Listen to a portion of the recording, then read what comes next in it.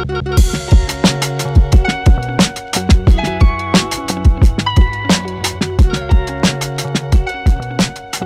I'm Matthew Herzberg, and this is the Myopia Mindset. This is your weekly check-in for motivation, education, and inspiration on your path towards success with myopia management. This is the podcast you're going to listen to on your way to the practice or when you're done and wrapping up, and you're going to get fired up to get back in and passionate about myopia management. I've got kind of a special episode that we're doing today because I've found over the years that it is really difficult to get our community to ask questions. And I think that that's a huge obstacle towards our path towards success with myopia management. If you don't ask questions, how can you get the answers that you need? So I put out the call for questions amongst the audience related to one of our episodes about visual hygiene, and I have assembled a panel of experts here to help us answer those questions.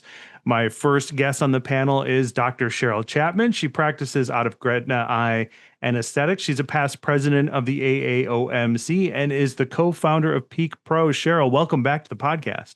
Thank you for having me. And I also have Dr. Brianna Rhue here. She is, you know her from Dr. Contact Lens and West Broward Eye Care. Brianna, we missed you at VBD. I thought we got all excited to see you, and I heard you got an award. What happened? Yeah, our company made the Inc. 5000 list for the third year in a row, and it's just a compilation of just entrepreneurs doing their thing and celebrating it, and pulling swords out of each other's backs and celebrating some more. So it reminds me a lot of VBD. Fantastic. Congratulations. Yeah. We also hear him right now, our returning champion, Dr. Cary Herzberg, founder of the American Academy of Orthokeratology and Myopia Control and its international umbrella equivalent. And he is a past president. He has been one of the pioneers of myopia management and orthokeratology, and is my regular guest for the paid supporter portion of our podcast. And Cary, this all comes from an episode that we did, Visual Hygiene 101. Welcome back to the podcast. Thank you, Matt. It's a pleasure to be here and to sit in with these colleagues who are these are two amazing colleagues of mine that will have some amazing insights. I just never I always want to listen to what they're having to say because it's like cutting edge stuff. And so let's get started and hear what they have to contribute to this. Yeah, for sure. Let's start with some housekeeping. So Cheryl, we'll start with you. If anybody has any questions for you directly or wants to get in touch with you or wants to know more about Peak Pro, how can they do so? The best way to get a hold of me personally is on my LinkedIn profile. Just look me up at Dr. Cheryl Chapman on LinkedIn. And if you are also interested in Peak Pro, you can connect with me on LinkedIn and I will connect you with the Peak Pro team. Excellent. And Brianna, how about yourself? Same. LinkedIn is my jam. I'm on there often, as Matt knows. And yeah, you can reach out to me there. And then with Dr. Contact Lens, same thing. You can reach out on LinkedIn or go to our website and request your practice consultation. Fantastic. And Cary, how can people get in touch with you online? Oh, just the old-fashioned way. My email is good. And I'm also on Facebook and LinkedIn as well, but oaadoc@gmail.com. Excellent. All right. And don't forget to like, subscribe, 5-star reviews, all the things that help us grow here. And if you absolutely love myopia management as much as we do, you can support the podcast by going to myopiamindset.com. Okay, so we're going to start with the questions. I have full disclosure, I've edited these for clarity and flow, and I have removed the names of the people who emailed them in. So let's just jump right into it with the question, which I've titled, How do you get parents to see it's not just genetics? The topic is visual hygiene. And the emailer says, Hi, Matthew, loved the Visual Hygiene 101 episode. I've been practicing for over a decade, and parents still come in convinced that myopia is purely genetic. When I bring up lifestyle or environmental factors, they often look skeptical. How do you introduce that topic in a way that helps them see it's not just bad luck in the DNA? I'll kick it over to Cheryl first. How would you respond to this question? Okay, so I know that Brianna is going to bring up something that I want her to spend more time talking about, but I will give a little bit of a teaser to that. She's going to talk about epigenetics. And I also am very interested in epigenetics. One thing that I learned multiple years ago that was really outstanding and really made me think about genetics a lot differently was this idea of epigenetics, where some genes can turn on, some genes can turn off. So your code is not written in stone. You can influence it. And I think a good example of epigenetics would be keratoconus. We know that there is a gene for keratoconus that's been identified. But why don't more people develop keratoconus? There are environmental things that can trigger genes to become activated. And keratoconus, I think, is an easy one for us to wrap our heads around because we're all very familiar with this. Eye rubbing triggers keratoconus. And furthermore, one thing that I learned a while back that I thought was very interesting is that genes that are turned on with regards to epigenetics are actually heritable. So you can pass on good genes, you can pass on bad genes based on what you've turned on and off due to your lifestyle habits and environmental factor exposure. So I'm gonna kind of stop there and let Brianna kind of chime in on this a little bit, but I think that's a way that you can say it's very obvious that environment is affecting our genes and what is expressed. Yeah, go ahead, Brianna. Yeah, so I'm going to throw an idea out there. If you think of and I love the analogy to keratoconus, Cheryl, because if you think of myopia, what we see on MRIs, think of myopia axial length elongation, kind of like keratoconus in reverse, with where staphylomas are coming, how optic nerves are getting squished and kinked and everything. If you look at these MRIs, so there obviously we have the genetics at play. In the book, The Stress Paradox, the author, she's an MD, talks a lot about these. So the 5 things that you can really control. 25% of it is genetics. The other 75% of it you can control. So just like Cheryl said, you can turn these things on, you can turn these things off, you can pass the good on with the bad. And I'm a big advocate. This is actually why I got into myopia management. So -5.5, my husband's a -6.5, and now presbyopic. So it's a really fun conversation. And I'm never becoming presbyopic. Let's just put that out there. So my kids, so my little one my big one just turned 9, and he has not developed any of it. And so I'm a big advocate that you really can control this. Yes, I live in Florida. He was not on devices. He was a COVID kid. Like, devices were shoved in their face. And I was very, very clear that this was not how we were going to do this. And so as being aware of the outdoor time, the near work stress, the genetics that he had in his family, I was on it.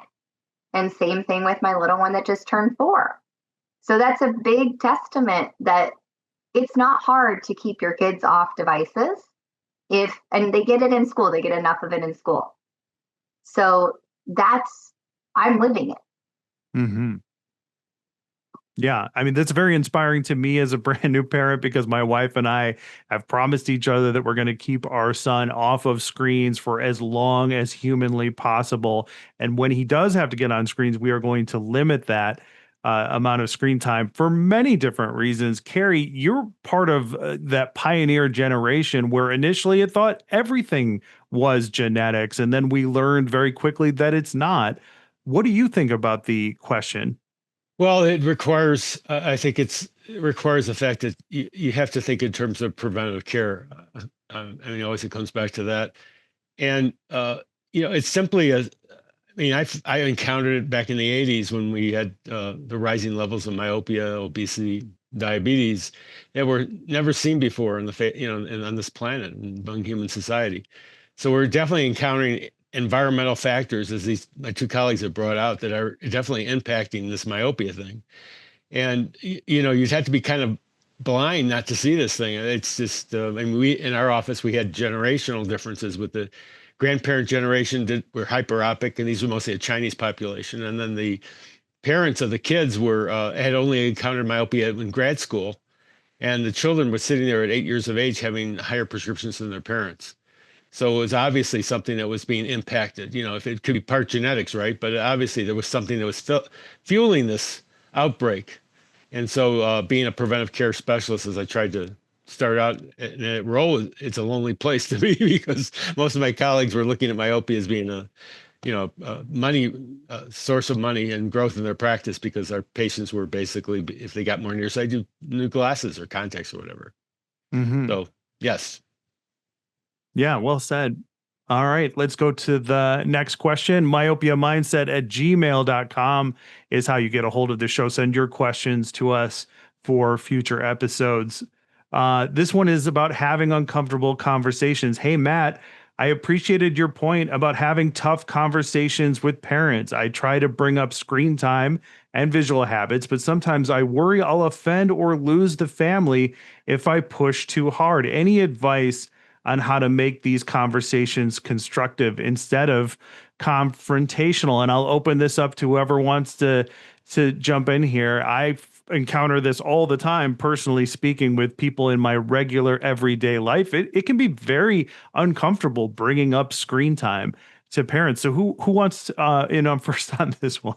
It should be Brianna I'll to jump take in. that. So Yeah. I always make it conversational first with the kid. So as I'm coming in, I know that I'm going into a myopia exam or just a kid exam, right? So like my trigger points, right? Kid, axial length, and then I calculate where they're going to be at the age of 18. It's a non-negotiable in the practice at this point. And what I start by saying is, let's say Cheryl is in my chair as a kid. I'm like, hi, Miss Cheryl. Let's have a little conversation. How much time are you outside? And I'm looking directly at the kid, right? So now I'm engaged with their care. And they're like they never can answer it. And I'll push again. How much time are you outside? And I let them squirm a little bit. And they're like, oh, maybe like an hour, 2 hours. And I'm like, okay, how much time are we on a device? And that's when they like go bug-eyed. And they're like, I don't want to tell you, right? I'm like, how much time are we on a device? And they're like, 5 hours, 6 hours. And I just plant a little seed and I say, does that sound like balance? And they know that it doesn't. So I'm not shaming anybody for doing that. I'm bringing attention to it because now they can take ownership. I can't change and I can't move you if you don't take ownership. So I actually learned this from Cheryl's husband. He came to my practice and he was teaching me more of like how to get people interested in their care. So it's something as simple where if you want to sell more lid scrubs because you want the patient with their hygiene or a mask, if you hand it to them and they take it from you, they've now taken ownership. You do take it back, right? Because they haven't bought it and it's not free, right? Because that can also get awkward. We're like, are you giving this to me? They know you're not because you have all your stuff there, but they've now taken ownership that they're going to do it. That's how I've opened up the question. And to answer it like on the back end, seeing many pediatricians, this is in their guideline from their academy. So we're just reiterating the data that's already out there. But I think having that conversation directly with the kid opens it up with the parent. Yeah. Cheryl, I think there's a lot in our culture about the negativity around screen time, not just for myopia, but also for, for psychologically, for society and culture. Are you seeing a difference in your conversations, and how would you respond to the question? Absolutely. So thank you, Brianna, for telling that story. Tom and I have these conversations all the time. And it is a matter of figuring out the correct verbiage, because you don't want to shame the parents for their parenting style. You don't want to drive guilt, but you do want to inform. And I think it's especially important if I'm seeing a patient and they've been stable at different times, but then they'll have times when they're changing more. Sometimes that's due to, we know myopia progresses more in the winter and things like that. But sometimes you will see myopia increase at other landmark times in these child's lives. So for example, first phone, that screen time raises dramatically. Or if they go up a grade level in school and they're having to study a whole lot more and they're doing a lot more near work. So I like to bring that conversation back to the exam room at follow-up visits on a very regular basis to say, maybe your things are changing a little bit more now than they have at other points in time. What's different? Are we doing more screens? Did you get a phone? Are you having to study more? Do you have more homework? Do you have a teacher that's wanting you on your MacBook or your iPad more? And I think it's good to have an open conversation about it. It's good to educate them on what the data says. Ultimately, you're not going to control these people. There are some people who are never going to listen to you no matter what. So you don't want to just like waste your time beating a dead horse, but you need to educate them. And then I think it's important too to support the parent, because a lot of these parents are actually trying so hard because they know it's bad. The pediatrician's been telling them, social media has been telling them, they know they're not supposed to be doing this. So I think, if you have a child sitting there and you have the parent sitting there, and if you tell the kid, mom's not being a bad guy when she tells you to get off your phone. She's doing what I'm telling her to do. So you have to please listen to your mother. When she says screens are done, screens are done. So being that support system for the parents, because a lot of them really do want their child to not be on screen so much. And who do children listen to? Never their parents. Like children will listen to everybody else before they'll listen to their parents. So being like a good, strong backup for the parents, I think is super duper important. Yeah. Make me the bad guy. I like that. Yeah, that's a great point. Cary, I imagine, I've sat in on some of the uncomfortable, tough conversations you've had, and you've spoken directly to what Cheryl just mentioned about, Yes. Being that source of information that you're the authority on this. Can you speak to that? This is a minefield, colleagues. This is like, you're going to step on a bomb and detonate it, and the true victim in this are the parents, really. The mom, the dad are the true victims. It's out of control, and they don't have any say in it. I mean, they're just watching this collision, this train wreck that's happening before them. So, what do you do about it? How do you address that? And I think, first of all, you had to come to my colleagues have been talking about the awareness that this is something that you're not going to, you're going to be able to modify behavior, but you're not going to be able to totally change it. And so we go in, I teach them Harmon distance.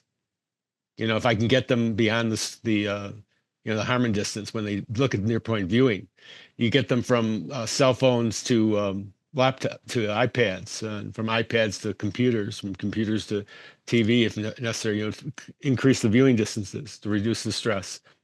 So you just kind of work within the system, because it's just the other thing you haven't talked about is sometimes we'll even have our parents, if they can, just take the cell phone away from their kids. Mm-hmm. Like they're starting to do in the schools. And so when they go to bed, there's no cell phone there, because if it turns out, when do they actually go to sleep, right? You guys, Right. You know what I'm saying? How many hours of sleep do they actually get a night? I mean, we as optometrists are in this role. I mean, I applaud all this, what's going on now, because it really brings us back to vision, doesn't it, again? And no matter what else we talk about, we're vision specialists, and we're going to be guiding these patients and how the visual hygiene, how that's supposed to be, and what it really means. And unfortunately for us, it's catch-up time, because the dental industry has done this for decades. And, we haven't gotten going on that at all. So we need to catch up in that category, in that area. Right. And you brought up the Harmon distance, and we have a question about it, in the set here, where one of our audience members said, "Love that you mentioned the Harmon distance. I've been trying to explain this to kids and parents, but they forget the concept as soon as they leave the office. Any tips or visual aids you've seen work well to make the idea of elbow to chin distance memorable and actionable?" And I think that's a great question, because we can pass along all of this great information, but how much of it is really going to be retained when they get home? Cheryl, do you have any tips in your office to help them remember the Harmon distance or anything else? Yeah, I mean, a lot of times I just say, if you're sitting like this, just keep it that far away. And parents, they get that. But I think if you want to make it a little bit funnier and a little bit more memorable, One of our presenters at boot camp several years ago, I don't know, Brianna, did you see this? Cary, did you see this? It was the cutest explanation I've ever seen of Harmon distance. And I know if you're not watching this on video, if you're only listening, you're not going to be able to see what I'm doing. But basically what she did was she said, if you have a patient holding their reading material and they're holding it too close, their arm is going to have a V shape. And if they move it away and they have an L shape, you tell the patient, okay, now when I'm sitting like this, what letter does this make? And you're sitting there with your arm like a V shape, and the patient says a V. Okay, and if I hold my arm like this, what shape does that make? Okay, well, that looks more like an L. And then you say to the patient, do you have V-bows or do you have elbows? And it was just such a cute way of doing it. Yeah. And so if you like really have been hammering this home and they're like, we can't remember, we keep forgetting, like tell them that story and have them do it. And it's one more way for them to remember it. Yeah, I love that. I think it was Cary Alfieri who mentioned that on stage, if I'm not mistaken. Yes. Brianna, do you have any kind of, fun tips or guidelines that you pass along? Yeah, what I do is I make them do that. Like I don't call it that because nobody's going to remember the name, but I have them, chin, hand to chin. And then I grab, because the mom has their cell phone or the dad has their cell phone out. And I'm like, can I use your cell phone real quick? And I hand it to the kid. And I'm like, everything stays outside of this distance. And then I say, now let's reflect this back on mom and dad. If you see them too close, you get to also call them out. And everybody laughs, right? And so it works both ways where you're getting the family involved. Because this is all about the family unit. I can't tell that to you enough in myopia management. It's all about the family unit and figuring out what's going to work best within that family. Right. That's a great point. Like bringing everybody into the conversation and making it that dialogue that everybody is having. And I'm picturing kids pointing it out to their parents, and parents are like kind of not kind of, but they are that guiding point for the kids. I've said this before, like I talked with a therapist, a family therapist, and she said they have the same problem. Kids are on their screens too much. They get asked all the time, how do I address this? And she'll often point out to the parent, like, hey, over the course of this conversation, I've seen you on your phone like this many times. So if you don't practice this kind of behavior that you want your kids to model or follow, then you're setting a really bad example. Cary, do you have any tips that you've sent home with parents and patients? Well, we had to actually print out in the old days. We had to use paper, and we would have the demonstration of the Harmon distance. And I go back and remind them. Handouts, Cary. That's I know it's so 80s. It's so last century. But what can I say? Well, at least with a piece of paper, we're not like, because I often think like, everything's got digital tools now. Everything's got you can look it up, or it's on an app, or there's some sort of digital tie-in, and it's like we're trying to tell people to stay off their phones, but then all of the instructions for what they're doing is sent to them in an email. So I'm a big fan of the old-fashioned paper technique. So am I, man. Keep up your paper. That's right. If you're interested in getting the rest of the episode, consider becoming a paid supporter of the Myopia Mindset. In addition to an extended version of this episode and every other episode that we do, you'll also get access to exclusive monthly bonus episodes of the Myopia Mindset. And I know you're interested. You've made it this far. You can do so on our Substack, myopiamindset.substack.com. I'll see you at the next one.